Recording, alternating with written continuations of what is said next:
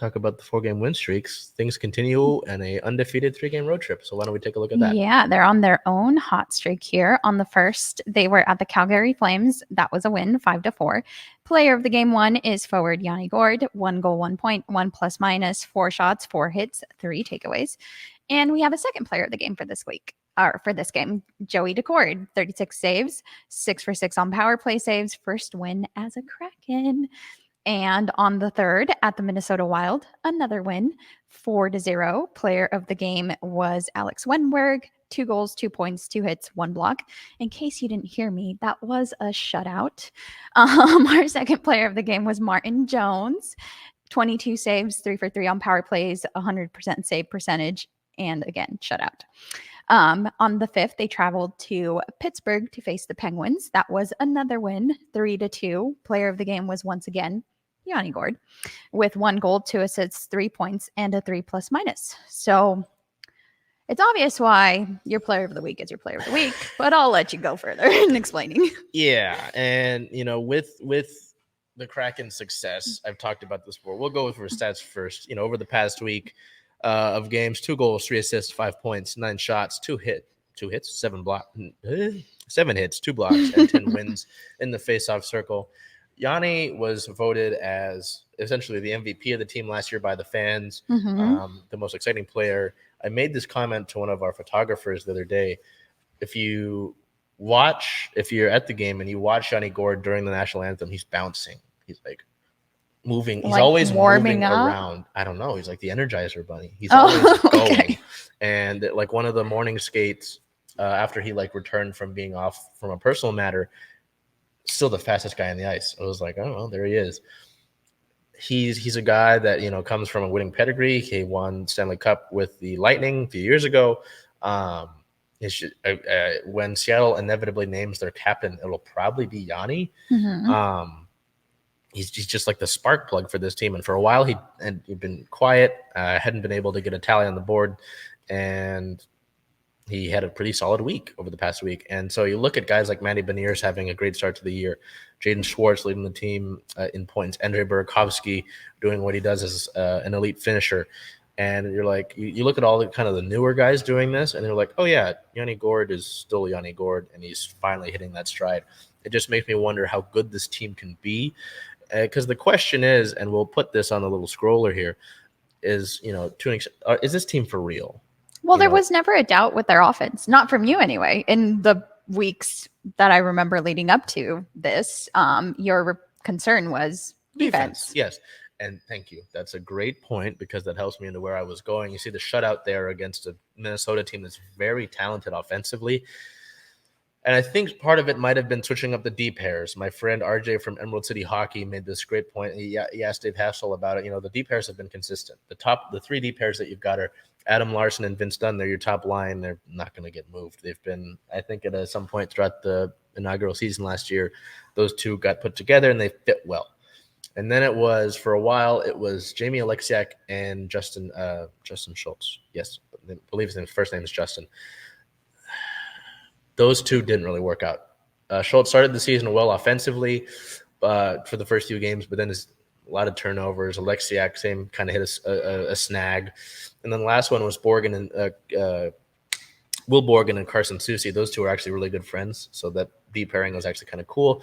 But then it was, with that second defensive line having the issues that it did, it's like maybe we should switch it up. And so now Borgen, I believe, is with Alexiak and Soucy's with Schultz.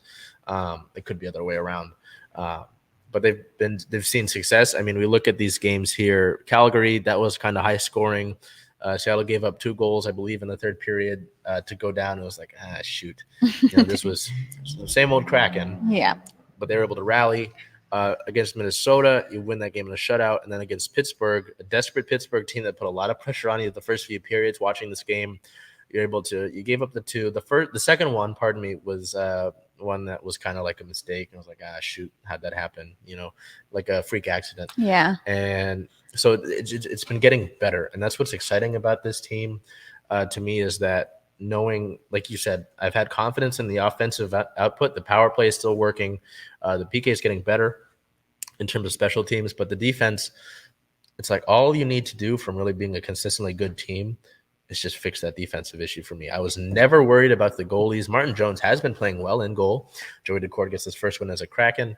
I was never worried about the goalies, even when Grubauer was in goal. I've talked about my support for Grubauer. Yeah. It's just the defensive side of things. Just limit the stupid mistakes, limit the stuff like the turnovers in your own defensive zone, the passes in front of your goalie, leaving guys wide open, guys that can hammer the puck home. They've been doing that to an extent. Obviously, again, it's like with like the NBA, if we were doing the NBA or even like the Storm, right? This is still a long season. It's not 162 games, it's still 80 or so, though.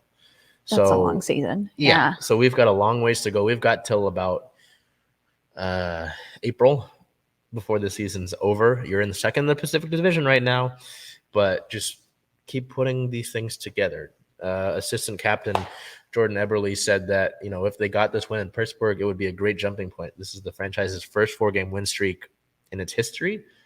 And now you go home. You get to come home and play in front of your fans in a great building coming off this win streak. So it's these are all positive things. And again, we can look at this when we hit January even. Mm-hmm.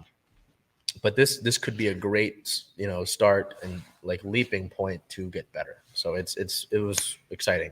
You went with, not to get away from our players of the week here, you went with Martin Jones, and Martin's been pretty damn solid in net. I'm just curious about that. I don't doubt it.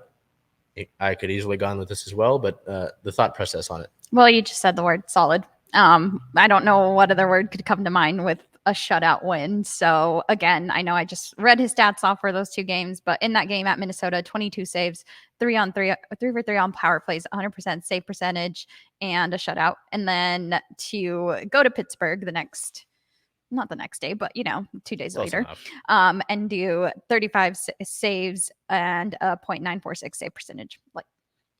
Just solid performance by Martin Jones. That's all you can ask for, really. It's the only thing, and I don't want to stir the pot, but it's like you look at Martin Jones, Joey Decord just got put on. There's a move. It's like if he hits a certain amount of time up here, he has to get placed back on waivers when they bring Grubauer back. So they did something with him. But anyway, Grubauer is injured. Chris Drieger is injured. He got injured in the offseason. What happens when those guys both are back? Because Martin Jones has been playing pretty damn well. It's like, all right, we ship him off, or no, I think you should have to play for your spot. It's going to be difficult. It's going to be a difficult decision to look at. But for the time being, we're going to enjoy the winning and not look at that. So we'll look at, the injury news is not so cheery. No. Yeah. The injury news, I'll just say this. Jared McCann did not play the last 2 games. There wasn't any official word on what it was. So we don't technically know if it was an injury? No. I just know he didn't play the last 2 games. It was interesting, though, because I don't know how much you've seen it. I think we've talked about it a little bit on this show, but 4th overall pick, Shane Wright, had been scratched like 5 games in a row. And with McCann out, he's been able to play a little bit more. So I wonder if it's like Jared might be ailing a little bit. Hey, Jared, why don't you just hang out a little bit and we'll get Shane some ice time here? Yeah. I wouldn't doubt it's that. We've got a game tomorrow in morning skate, so I'll try and figure out if that was anything there.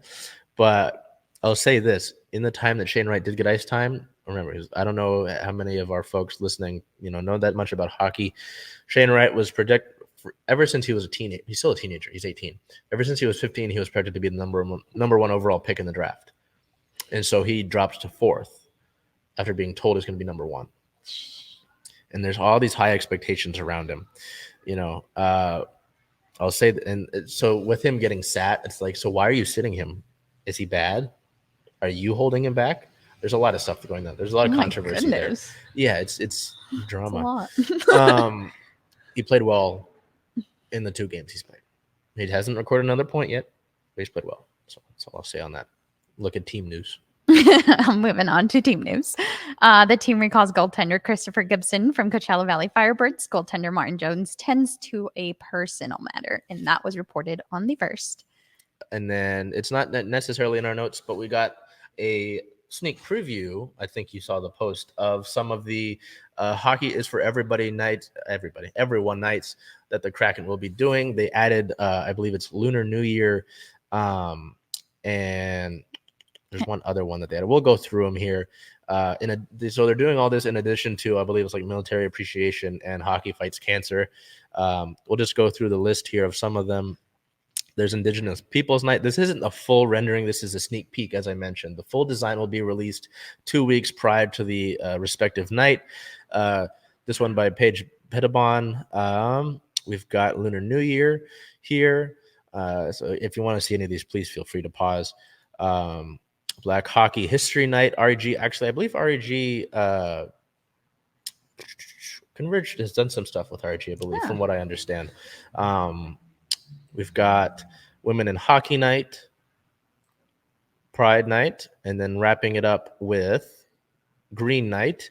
It was funny. Last year when they did Green Night, it was on 420 against Colorado. Green Night, Seattle. Yeah. Colorado. But Green Night, what is? Like the planet. Duh. Yeah. So there's that. Do with that what you will. I'm just the messenger. I just talk about the notes on the show here. So again, 420 Seattle Against Colorado. Green. Anyway, the only thing that's I've seen there's been some frustration with the Hockey is for Everyone, and this goes. My friend Mike is that we got snubbed. I'm sorry. What are you talking about? Us Latin people. Yes, that's it. You probably seen it on Twitter. Then there's no Latin night, Latino Latin night.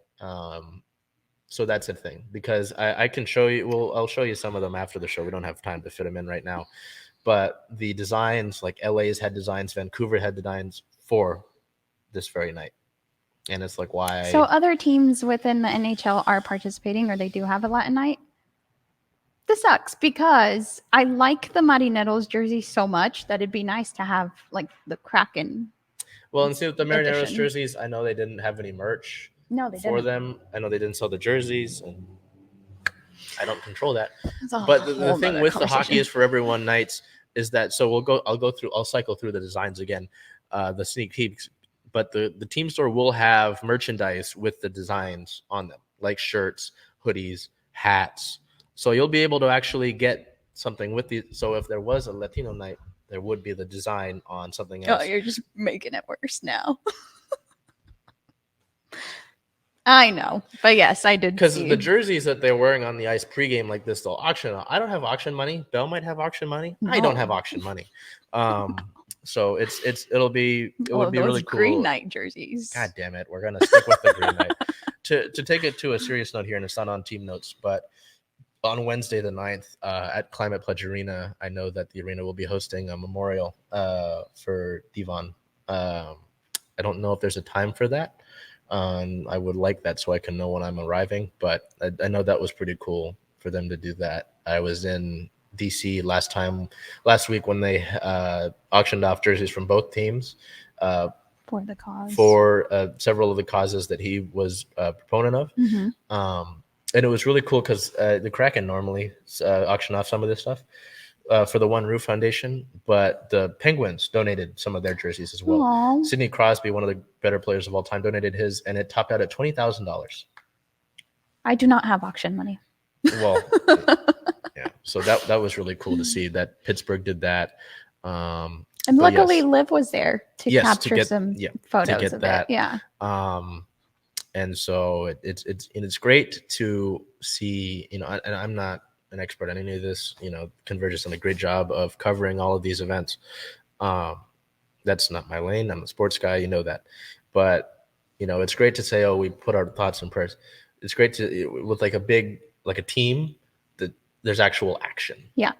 You know what I mean? And so the Memorial Climate Pledge Arena on Wednesday the 9th. Don't have an official time for you, but I know that'll be taking place at the arena. So push over to league news, and then we'll keep going.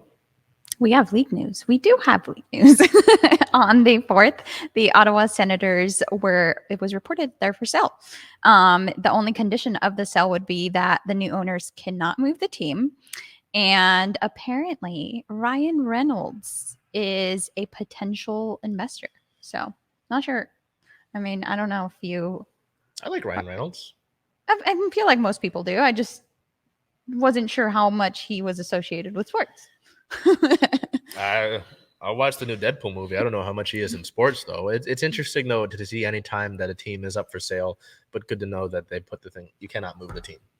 Good to see. Yeah, thanks to, I know, all the hurt that we go through. Don't even say it.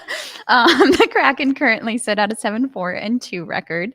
They are second in the Pacific with 16 points. And looking ahead, as mentioned, on Tuesday, November 8th versus the Nashville Predators at 7 p.m. On November 11th versus Minnesota Wild, a 7 p.m. puck drop. And on the 13th versus the Winnipeg Jets with a 5 p.m. puck drop.